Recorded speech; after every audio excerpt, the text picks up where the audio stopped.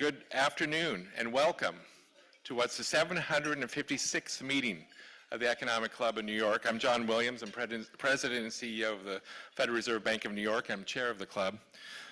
Recognized as the premier nonpartisan forum in the nation, the Economic Club of New York stands as the leading platform for discussion of economic, social, and political matters. For more than a century, the club has hosted over 1,000 preeminent guest speakers, contributing to our tradition of excellence.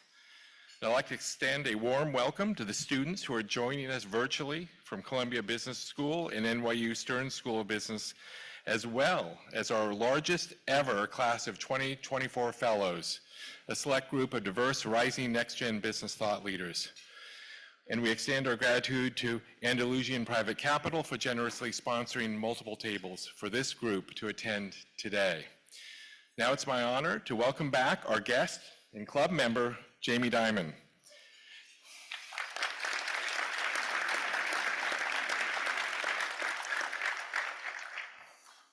As you all know, Jamie is chair and CEO of JPMorgan Chase & Company, and after a long career in the financial services industry, Jamie became CEO in 2006, and 1 year later was named chair of the board.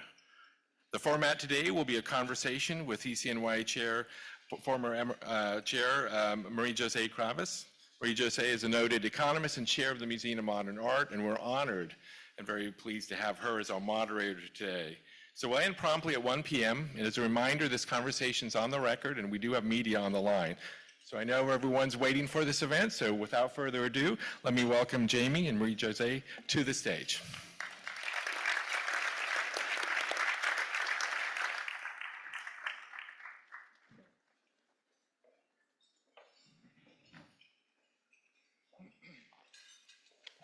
Well, thank you, John, and thank you, Jamie, for being here.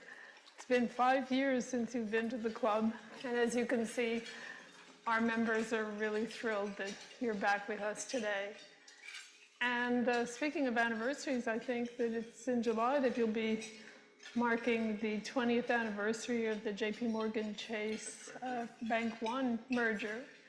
And at the time, it was the 4th largest bank in the world by market cap. It's now #1. So we'll get to discuss with you what's next. But before we get to what's next, I really wanted to talk to you more about geopolitical issues because you really emphasized that in your shareholder letter and wanted your views on what you felt were the most important, most critical geopolitical issues that face our country, but also face the bank. And I guess you identified China as #1. Right. Why? So, first of all, welcome everybody. Thrilled to be here again. And, the geopolitical situation is probably the most complicated and dangerous since World War II. If you look at the kind of the nexus of the Ukraine war, 300,000 Russian troops invaded a free democratic nation on the border of NATO, threatening nuclear blackmail. It's never happened in history. Educating the world that maybe have a nuclear weapon, you can kind of take advantage of your neighbors. It's affected all global relationships. Then you have the terrorist activity in Israel, which is now, a little bit of a powder keg in the Middle East. We hope these things resolve, but a lot of wars that go on for a year or two can last for 10, and they can have somewhat unpredictable outcomes. But it's also affecting oil, gas, trade, all military relationships, and you can see it strengthening some of America's military allies, and also our relationship with China. I think that relationship is very complicated. It's made more complicated because we're kind of on different sides when it comes to Ukraine. So this is a situation you got to be careful about. The world order after World War II, Bretton Woods, WTO, trade, UN, et cetera, is kind of being challenged. And if this doesn't go the right way, you can easily see a world that kind of goes more to a little bit of chaos as people realign allies, relationships, et cetera.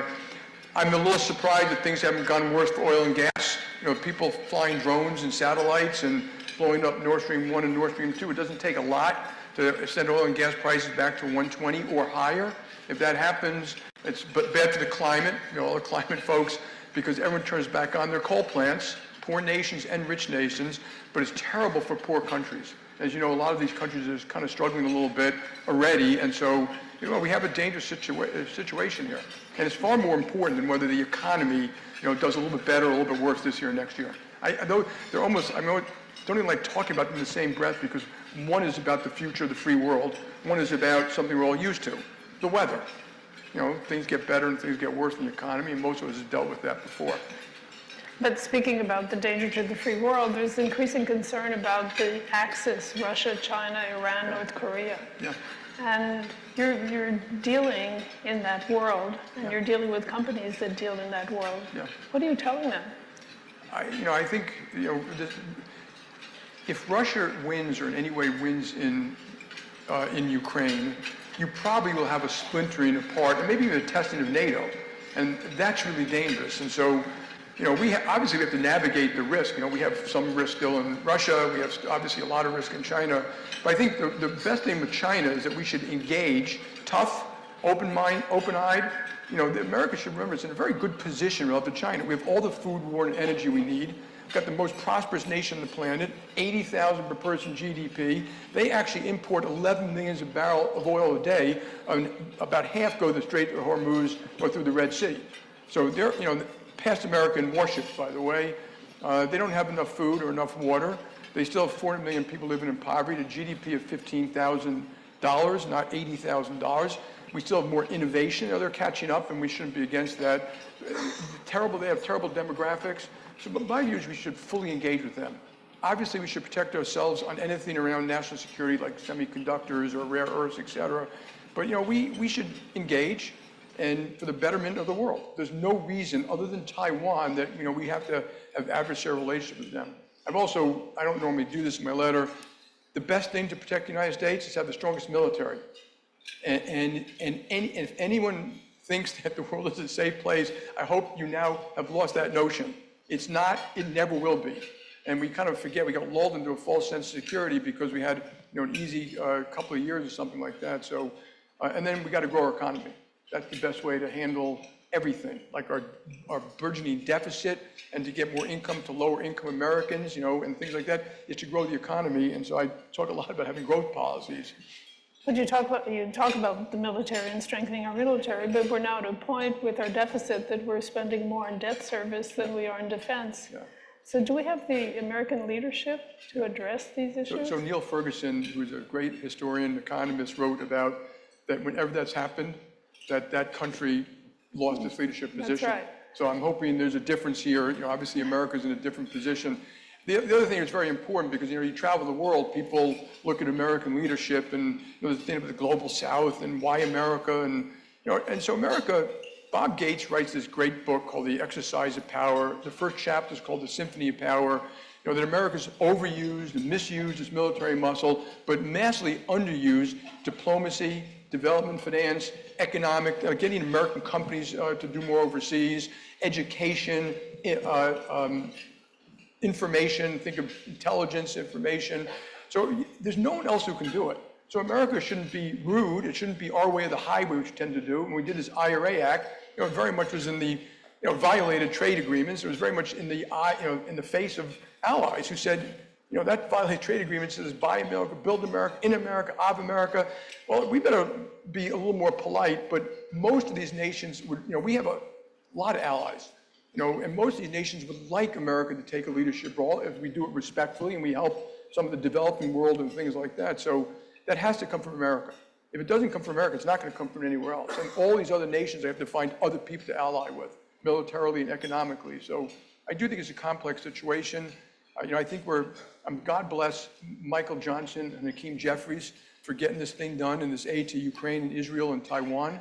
I mean, that may have been a focal point about what will happen. So I just think those things are critical, and we just have to continue to provide it. And you're not worried about our polarized electorate?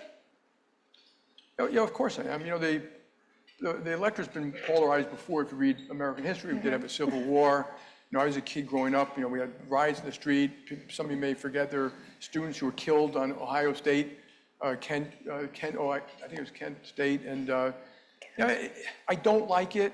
I think we need to listen more to each other and understand we shouldn't accuse people why they're doing things. And and we should all try to collaborate more and get rid of some of this negative stuff, but I don't like the polarized election. I do think, and I wrote about this in my letter, there is part of a reason for it, and I call it the kind of the frame of the American dream. The lower 25% of our society has been left behind. Their income didn't go up for 20 years. And people don't realize they make $15 an hour or less for the most part. These numbers are a couple years old. They're dying 10 years younger. They're the ones who go home to these crime-ridden neighborhoods. Their schools are not doing great. Half the kids in a lot of the inner city schools don't graduate. What have we done? Years of all these policies, we still haven't gotten there. So I have fixes for it. I think we should double the earned income tax credit. But I think we got to lift up those parts of society, and that will reduce polarization.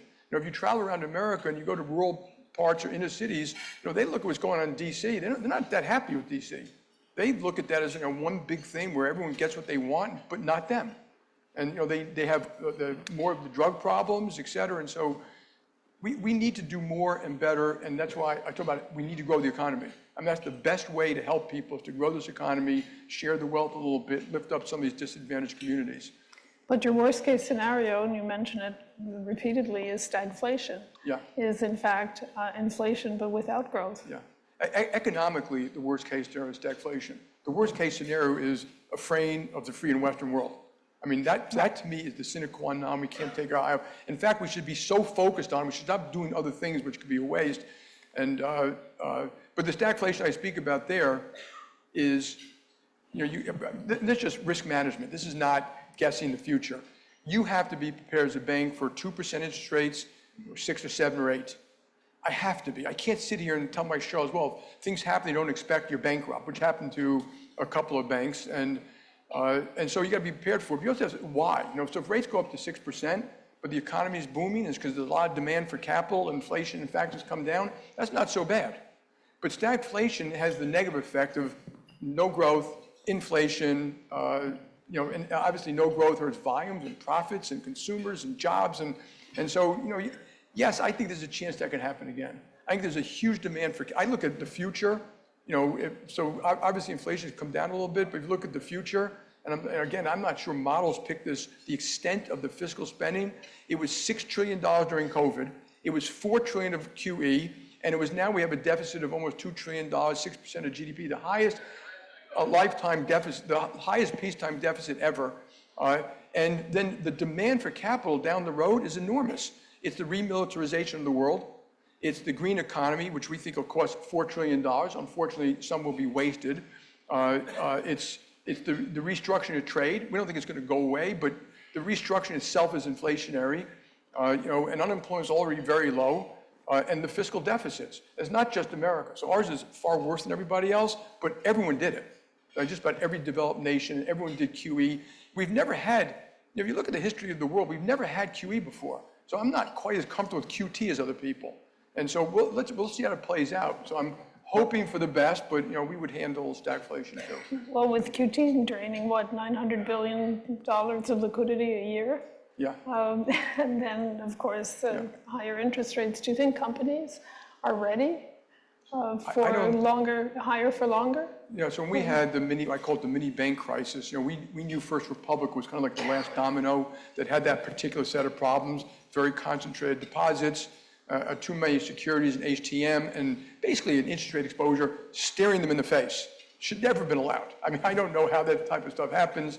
And I blame the banks. I think the regulators also should blame themselves, but I blame the banks, CEOs for the most part, management teams. And so what I said is it's over, provided rates don't go up and you don't have a recession.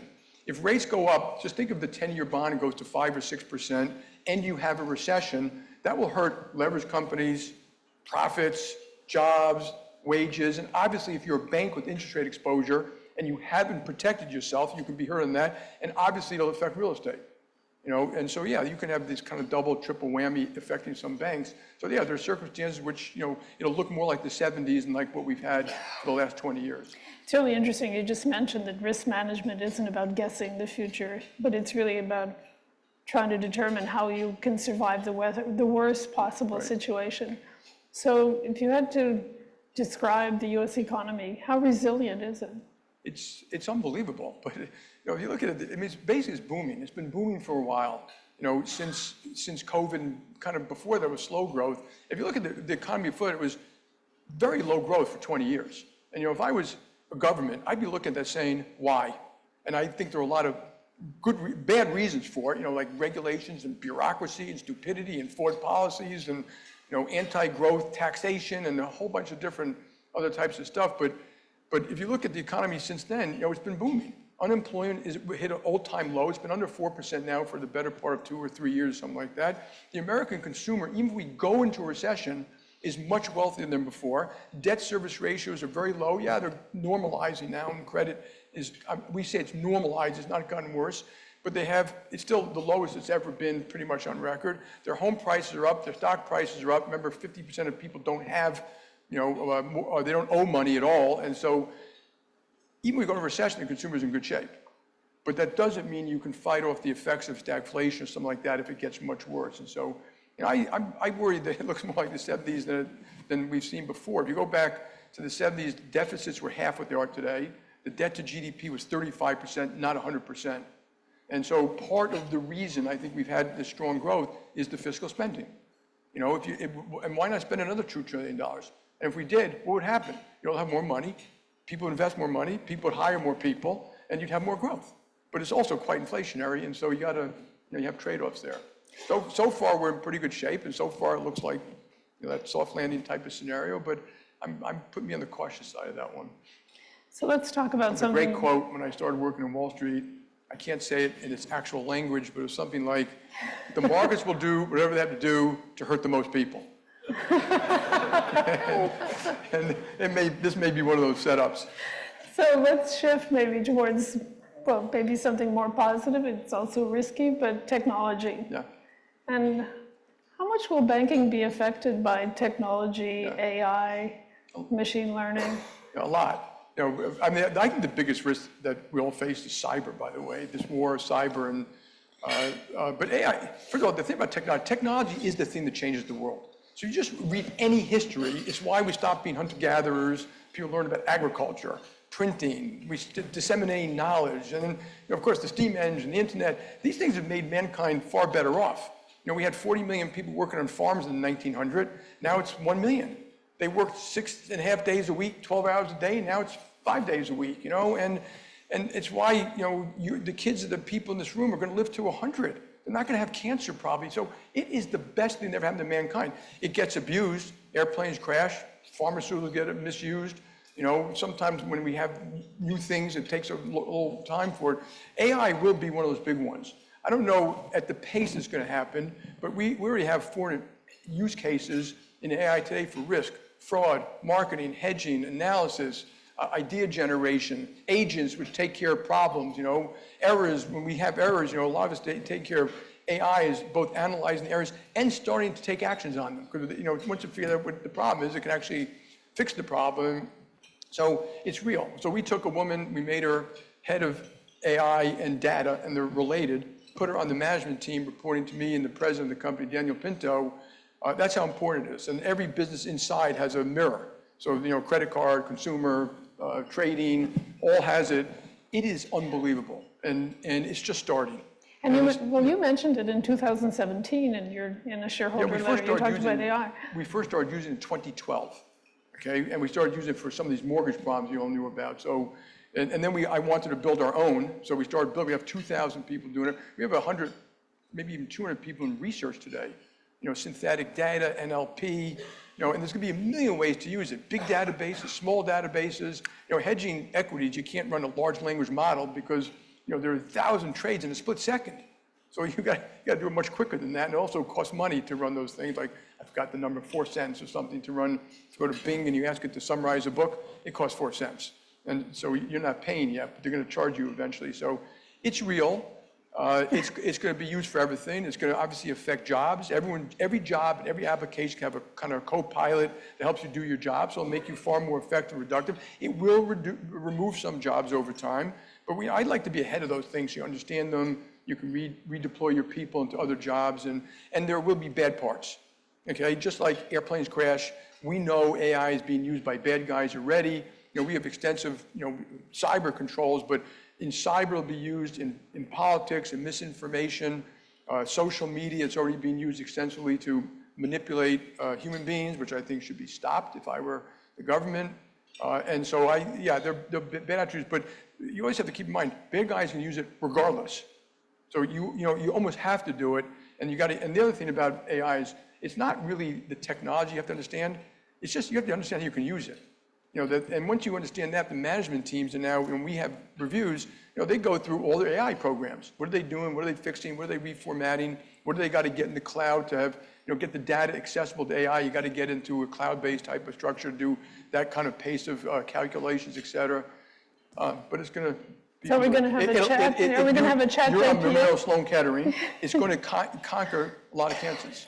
It's going to read all that radiology stuff. It's going to read it all. It's going to take data from all your blood tests from 50, 60 years and diseases and where you lived and your RNA and your DNA and all these things, and it'll be able to predict them and what problems you might have, and you can do something now. It's already inventing new molecules to fight cancers. So it's going to be unbelievable.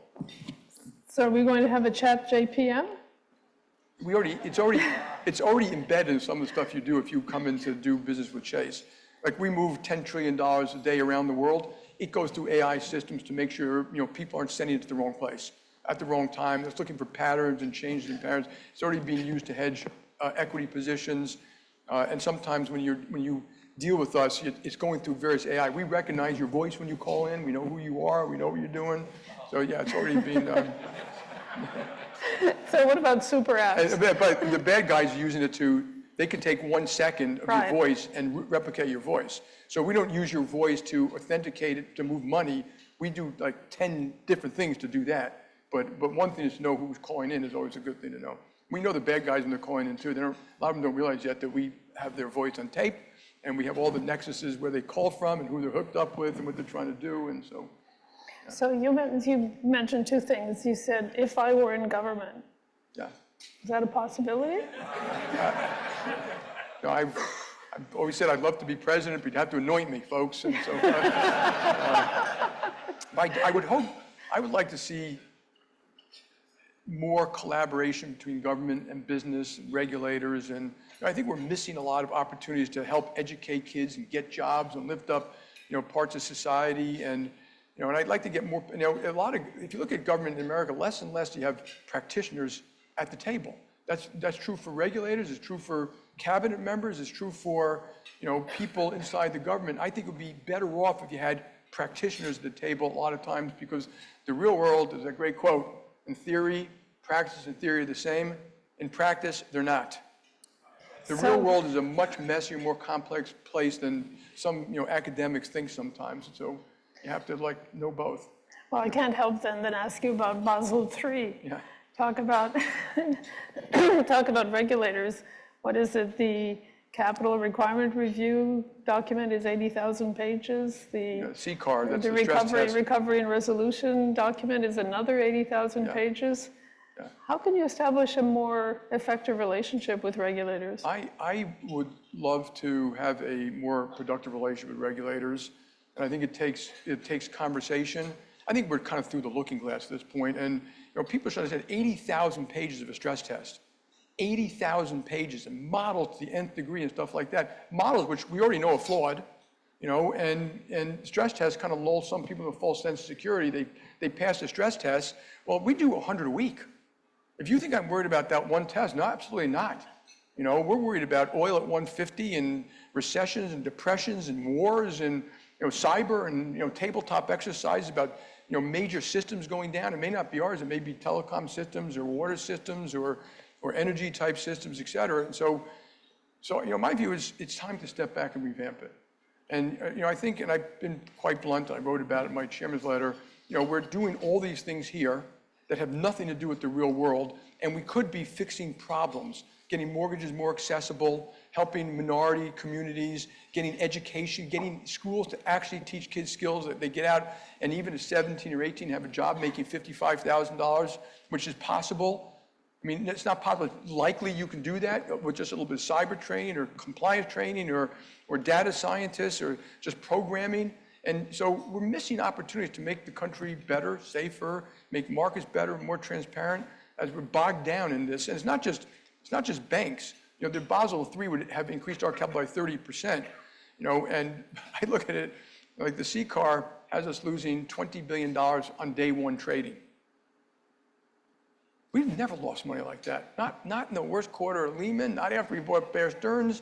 I mean, it's just not even remotely something that's remotely possible. And so I just think rationality, and if there are legitimate things to fix, let's fix them. But also, I think the other thing which bothers me a little bit, I think there should be more a forethought of what you're trying to accomplish.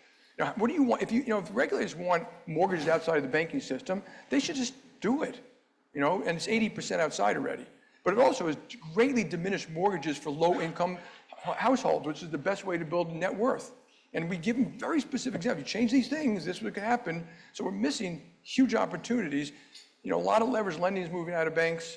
A lot of movement of money is moving out of banks. A lot of, Apple competes with, Apple moves money, hold money, lend money. That's a bank. But they don't have our social requirements, our FDIC requirements, our liquidity requirements, our capital requirements, our transparency requirements, our market-making requirements, if that's what they want, so be it. But I don't think people really thought about it. And so I'm hoping that we get to a more rational place. And also, it's very anti-competitive. This is anti-competitive for America. So people often say to me, well, JPMorgan is doing so great. What do you complain about? It's got nothing to do with JPMorgan. It's got to do with what kind of financial system you want. And do you want to hamper, if I make a loan here and I have to always put up 30% more capital than a European bank in America, is that right? Is that what we intended to do? Wasn't there supposed to be some kind of international standards here? So, yeah, there are a lot of problems with it. I'm done with regulations. It ruins my day, No, but I won't let you off the hook so easily. It's one thing for JPMorgan to have to deal with regulation and regulators, but the smaller community banks don't have the same means as you have. That's correct. And so they're hit a lot harder in a way. Yeah, it's unfair. And I think they should be allowed to merge, but they're stopping that too. And I think that they should be allowed to compete. It's not in my interest, but I think they should be allowed to compete. And there are always these unintended consequences. There will be banks who cannot deal with it. And they will have to merge, sell, close, or they're going to have to get out of certain products. And so I don't think regulators thought about that either. So if you want to compete with JPMorgan in global FX, you need a lot of overhead to do that. We spend $2 billion a year just on trading technology. And so people are going to say, I can't compete in FX and get out. So you're going to have less people who can do that for you, which means, bid-ask spreads will widen out. And then people have to find ways to compete. And it may actually advantage us because we might be, and I'm not for this, but it might be that I'll say to some of you, a lot of you, my clients, I'll call you up and I'll say, that product doesn't make sense anymore for us. So we'll do it for you, but you got to give us more of that stuff or more of this. And so it may actually consolidate business onto the bigger banks who've got a broader product set. That may not be fair, but that may very well be one of the outcomes. And so, yeah, I think we need to fix these things and soon. And I'm not against private credit. I wrote about it too, and obviously a lot of friends here do it. I think some of you guys are brilliant. I mean, they're brilliant. You guys are stepping in, but not all of them are brilliant. And the problem in financial markets isn't the brilliant people.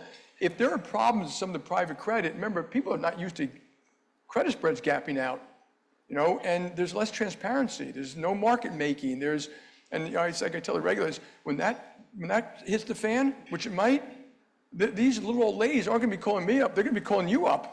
Why did you allow this to happen? Did you know that this lacked transparency? Did you know they weren't marked to market the way a bank might mark to market some of its credit positions, et cetera? And so people should be a little more thoughtful about some of these things. And so you want active competition. You want the other thing, I'm saying it because I think it hurts the regulators. We created such a balkanized system. So Dodd-Frank created a lot of good things.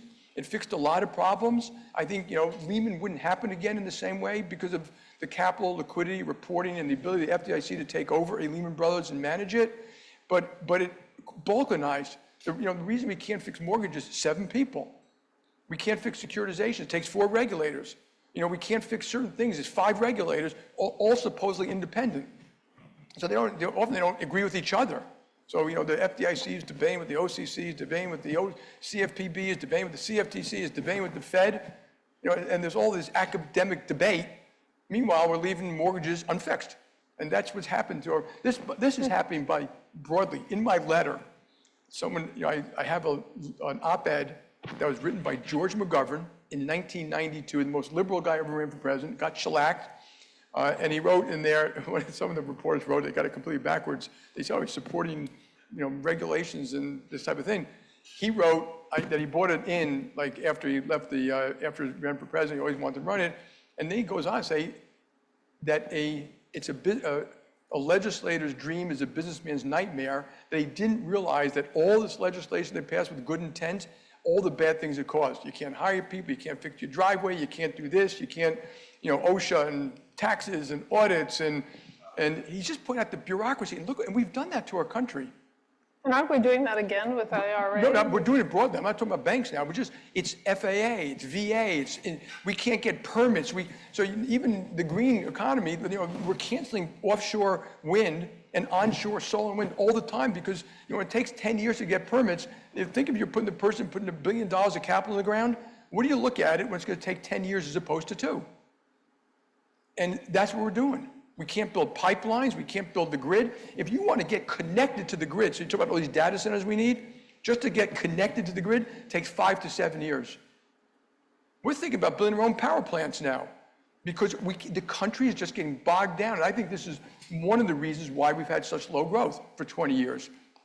And so I think whether you're a Democrat or Republican, we should say, what does it take to grow a better country? How do you fix these things? Because we haven't fixed them, and I have a long list of what's unfixed. And they are becoming, in my view, crippling, kind of like Europe, folks. I mean, if that's the way we want to go, so be it, but that's where we're headed. Well, speaking of the energy transition, you're a believer in a much slower transition than, not that you're advocating not it. slower. I think we were so misguided years ago, and now we're getting smarter. You were talking about, and we have a sustainability summit, so we're in favor of fixing CO2. It's a problem, but remember, you got grids, you got agriculture, you got buildings, you got heating, you got coal, you have 25 trillion already invested in the global energy infrastructure. There's no R&D that can replace it yet. You're going to be using oil and gas for 20 or 30 years, folks. So people got to be smart. When oil and gas went to 120, okay, what happened to CO2? Because a lot of the naive climate people, oh, it's great for climate. No, what happened is poorer nations, Indonesia, Vietnam, Philippines, et cetera, turned back on their coal plants. So did the green guys, Netherlands, Germany, France. They can't afford $120 oil and gas. Coal is local, it's cheap, and it's secure. You're not getting it from ships or LNG or foreign nations, et cetera. So we need very rational, thoughtful policy. And we didn't have that, we kind of have it.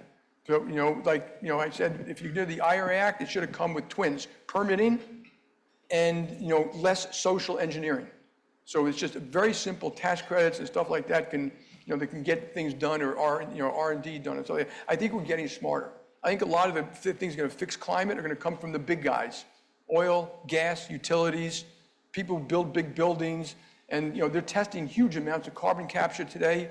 Methane, I think a lot of these big companies have told me they've got their methane down 80% just by trying.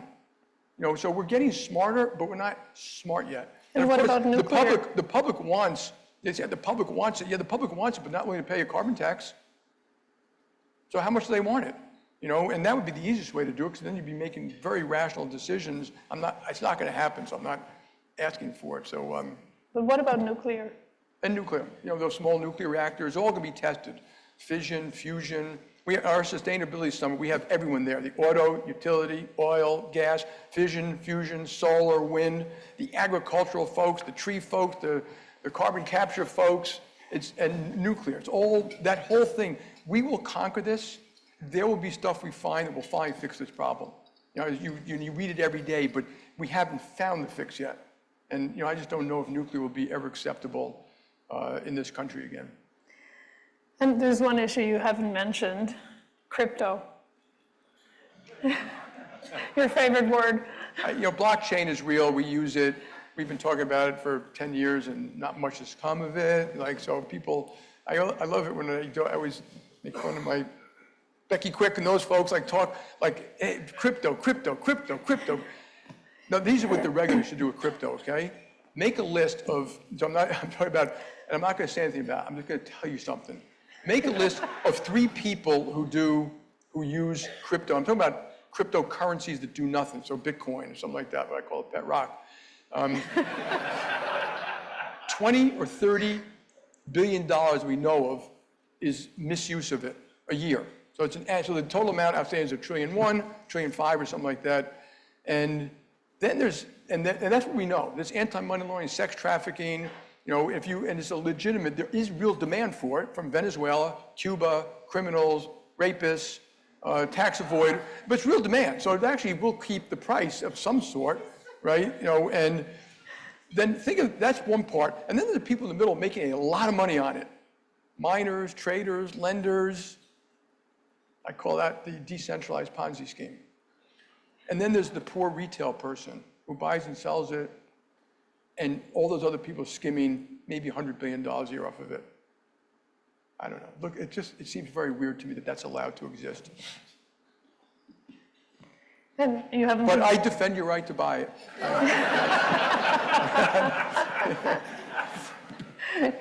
Let's talk about community, because that's so important for JPMorgan. And you made a deliberate effort to try to rebuild, or to help in rebuilding Detroit. Yeah. I think you're about to announce some important investments here in New York, in the Bronx and in Brooklyn. Yeah. Yeah, so I think this is important for society. So we outreach to all of you. We have parties and things, and we reach out to 80 million Americans and 60,000 middle market companies and 6,000 corporations. We bank cities, schools, states, we do all of that, and we're quite good at it. And we also reach out to communities, which we're unabashed about. And so think of, and Detroit was a great testing ground where instead of JPMorgan, like a little philanthropy, a little affordable housing, a little bit of work skills, we actually took one top person, Peter Scheer, and said, go, this mayor's unbelievable, but this guy's done an unbelievable job. And we said, go ask what we can do to help. Don't tell them what we do. And then we went as one company. Like, what are we going to do? It was a $200 million effort over 10 years. Detroit has turned. Go downtown. Now, we were just part of it. But the mayor would tell you we were a big part of it. They had 40,000 abandoned homes, and we helped them build a little thing where your phone can take a picture, locate it, and then the mayor took the homes back and put them up for auction. Every day, he's still auctioning 2 or 3 homes for $30,000, $40,000 and stuff like that. But the outreach is, we do it to the LGBT community, the Black community, the Hispanic community. We do it on work skills, for financial education. We do it for veterans. We've hired 15,000 veterans. We do it for disabled. We now have, and I've met with some of the parents of these disabled veterans and disabled kids and who now have jobs, and the parents are crying that these kids could take a job and they feel proud of themselves and dignity. Lifting up society is a wonderful thing. It's good for everybody.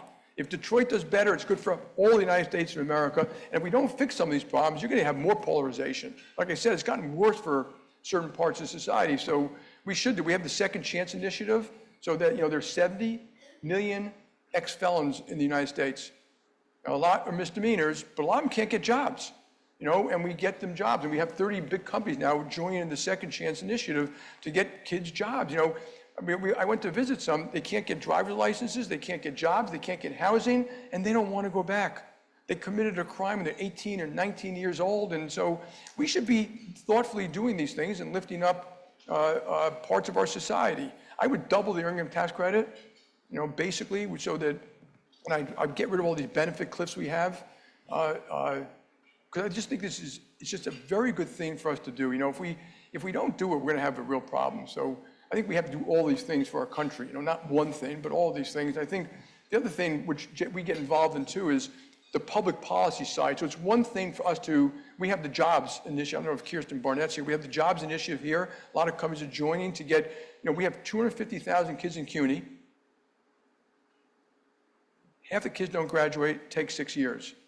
A lot of them, they don't have a job when they get out. They go back to, stocking shelves or something like that. So we're trying to get education, both in high schools, counselors, jobs for coding, cyber, advanced manufacturing, where you literally 6 months of training can get you a job making $65,000, $75,000 a year. And these programs work. But we also fight these things, not fight, but get involved with government, because it's one thing for all of us to do it.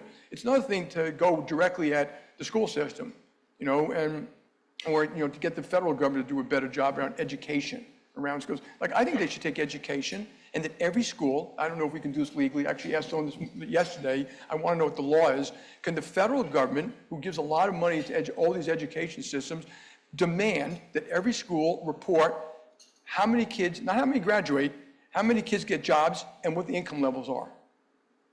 Get rid of, that one thing will help lift up, and jobs create dignity, jobs create household formation, jobs are known to reduce crime, depression. What a great thing it would be, and yet half the kids don't graduate in inner city schools, and they're not prepared for a job. A lot of them who graduate are not prepared for a job. And that's kind of like intergenerational now. And they're Black, Hispanic, Asian, white. This is a whole class, and we're doing the wrong thing. And so, like I always say those things, like, why can't everyone involved in the school system get up on stage here and say, we have a problem? Doesn't matter whether you're the teacher, the union, the student, the parent, or the head of the DOE, the Department of Education. We have a problem. What are we going to do about it? And it's jobs. And so there are solutions that could be made to work that can make our society better. So, well, you're very popular with the unions at JPMorgan. Yeah. I think you have 40 of them. I think there are 40. Have you dealt with the teachers union? Yeah, look, I deal with every union. I'm not afraid to see the union heads. I'm not afraid to talk to teachers. I want a better outcome for my fellow citizens. And so people fight for themselves, but like I would tell the unions too, that it's okay to fight for yourself and your income and your jobs and stuff like that. But in some cases, it's not okay to create a highly inefficient system. Like our ports, like when you guys, remember we had COVID and they kept on putting on TV, that port on Long Beach, California. It's one of the most inefficient ports in the world. It's numbered like 369 out of 460. It was 5 days a week, 12 hours a day, or 6 days a week. It's not automated like Singapore, and those ports are 24/7 automated and efficient, and we do this to ourselves. So, protect people, but God forbid, don't stop progress and efficiency, and those kind of things are demoralizing, and hard, and lead to supply chain problems and all that. So, yeah, we should deal with everybody to get this right. I want the next president, whoever it is, to put the other party in their cabinet. That's what I'd like to see. So if it's Biden, that he put some Republicans in his cabinet. If it was Trump, he put some Democrats in his cabinet. I would like to see practitioners go back to government, like all of us, like not me, but you, to go help, and serve. People like Singapore, and we learn from around the world. A lot of stuff we learn just by going around the world and seeing what works. Like work skills in the apprenticeship program stuff in Switzerland and Germany, unemployment among youth, 3%. In France, 20%. Well, one system works and one system doesn't. The one in France was done to help people, which is you can't fire people. But that did the obvious thing, which is you don't hire people. And or you do on contract basis. And so we need to just logically fix these things, and most of these fixes are not Democrat or Republican. They're just kind of rational policy. Well, you're not timid, and you go around the world and you meet with world leaders and you discuss these issues. Yeah. Why aren't they listening? Well, I shouldn't say they aren't. So to give you more hope, Switzerland had a huge problem years ago. They are a pretty cold-blooded free market system. They have more billionaires per person than America, but more of their assets owned by private people than the government.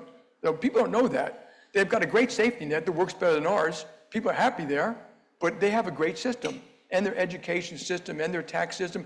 Australia's got a great pension system, whereas ours, like, why do we allow all these pensions not to be fully funded? I don't know, like, who came up with that idea? And I could go on, but Ireland was a basket case, if you remember correctly, and Blair and Clinton, and they fixed it. And look at, if you go to Ireland today, you go to those very docks that used to have riots on, we've got 1,000 people in a building there, and Google and Apple and Amazon and technology. It's unbelievable. It's a melting pot. People from all over the world, all over Europe move there. So you go to there, you see, oh my God, it's a rainbow room now. It's not white Protestant or white Catholic men. And Greece, Prime Minister Mitsotakis, what an unbelievable job he's done. Greece, I'm Greek. I'm a Greek. Yes. My grandparents were Greek immigrants, by the way, who didn't go to high school, didn't finish high school, and so, and then there are these great cases around the world, Ireland, Sweden, Greece, where people have done a great job. And then the other cases, which try to teach the younger people, if they like socialism so much, let them go to Cuba, Russia, or Venezuela, or Argentina, or all these other places, and let them learn the hard way what it's like. So we can learn a lot from the rest of the world. We should also look at ourselves. I always look at, I'm not afraid of China. I'm afraid that we don't get our own act together. I mean, that's what I look at and say, that's us. And like at a company, we spend a lot of time looking at what did we do wrong? The military's got this great thing, the after action report. After literally every action, they analyze what we did right, what we do wrong, what we can do better next time. And we should do the same thing all the time about how we can be better and stuff like that. So I don't know how to fix the polarized system, but there are some great examples out there. Modi has done an unbelievable job in India. I mean, literally, and I know, the liberal press here, they beat the hell out of him. He's taken 400 million people out of poverty. When we go lecture Modi about, when they want trade with us, but we lecture literally, and I go to these countries soon after a lot of our government officials there. It's like we're fantasizing about, climate and labor and how we think they should be running their country. He has 400 million people without toilets. Really? And we're lecturing them how to do things? They've put in this unbelievable, every citizen by hand or by eyeball or by finger is recognized. They open bank accounts for 700 million people. The transfer payments are going through. They've got an unbelievable education system, unbelievable infrastructure. They're lifting up that whole country because this one man is he's tough. But I think you have to be tough to break that down, and he's breaking down some of the bureaucracy. They have, I think it's 29 states or something like that, but they all had completely different, it's almost like Europe, they have completely different tax systems, which leads to enormous corruption. He's breaking all that stuff down. And so, yeah, there are examples of people who have just turned these things around, and we need a little bit more of that here. Well, I'm going to bring you back to New York. Oh yeah, New York. And if you had to do 2 or 3 things to reinvigorate New York, what would be your priorities? No one has the right, in my view, to think they have a divine right to success. And I've seen this with companies, and you've seen big failed companies all around the world, generation after generation. You've seen it with cities, you've seen it with governments, you've seen it with countries. People go the wrong way. And people should be listening to what creates that kind of success. So New York obviously is the financial center of the world. But one of the things we learned in COVID, we sent all these people home. We're still trading $2 trillion a day of securities from home, securely, intelligently. Technology can be based anywhere. When I grew up as a kid, when I first started working, most cities were not that attractive places to work. Dallas didn't have anything like what it has today. Hong Kong was a mess. London didn't have the restaurants and the infrastructure it has today. Now, every place is competitive. Nashville, Austin, Hong Kong, London, Singapore. So people should think, my God, I have to compete too. Therefore, New York, which already has the brain power and the talent to keep it, they have to be very careful in taxes. They're driving a lot of people out here. Crime, people don't like living in crime, and the crime situation has gotten better, so I think we should acknowledge that. Affordable housing, a lot of that's local laws. That's got nothing to, banks are perfectly willing to lend into affordable housing. It's the local zoning laws and requirements and things like that. So every city should make a list of what's important that they want to stay and compete. And understand they are competing now with Miami and Nashville and Austin and Plano. And I get calls from governors and mayors saying, what can we do to get you here? What can we do to get you here? And? It's amazing how well they treat. The only place I get treated like crap is Washington, D.C., and who somehow has become anti-business. Like, how did that happen? America, is like the anti-business kind of headquarters now. And so, when I started at JPMorgan, I think these numbers are accurate. We had something like 35,000 people in New York, and now it's 27 or 29 or something like that. And we had 11,000 in Texas, and now it's 33. So they built roads for us. We put a thing in Plano. It's a technology center, 10,000 people. I think taxes are virtually zero there. You call up the mayor, you need a bus route to be changed, you need security somewhere, they all take care of it. And of course, it's great for them. It's got a lot of jobs, a lot of well-paying jobs. So they're not doing it, to benefit a JPMorgan. They're doing it to benefit their communities and their schools and all the things like that. So All these things are fixable. Everything's fixable. You know, if people kind of roll up their sleeves and do it collaboratively. I think we spend too much time fighting here now. It's just, the amount of collaboration is so much less than it used to be. It's just staggering to me. So you said once the best way to forecast the future is to create it. So, Yeah. So what's on your bucket list? On my bucket list, you know, we are building this new building. It's unbelievable. You haven't walked by it. There's going to be an open park on Park, which you're used to because you have the Seagram's building. There's going to be one in Madison. It's also built to take, you know, literally 10 trucks of C4. It's got the oxygen circulating through. It's going to be 3 times as much. It's going to be the highest occupied floor in the city. So we're going to have you all up for cocktails up there. You're going to be able to walk around 360 degrees and see the whole city from the highest occupied floor. And you can see it now in the skyline. We're also be light up. I'm very patriotic. We're going to light up the top 300 feet, and which you're going to see from quite a distance. We can put your faces on it. We can put the American flag on it. So we're going to celebrate various things on that thing. And people always thought it was too cheap, but I made them spend the $50 or $75 million to light it up. So I said that's going to be worth $100 million a year advertising. I mean, that's going to be something special for the city and obviously for us. And so, look, I'm very excited about the future. I want to leave behind just a great company, great people, great real estate, great culture, great thing, and then I want to help my country. Those are two things in my mind. Obviously, my family is, you know, kind of number one before all that, but that's what I want to do. Wonderful. Well, thank you for being with us, and we'll all see you at the Park Avenue party. You will see it. Thank you for having me here. Appreciate it. Thank you.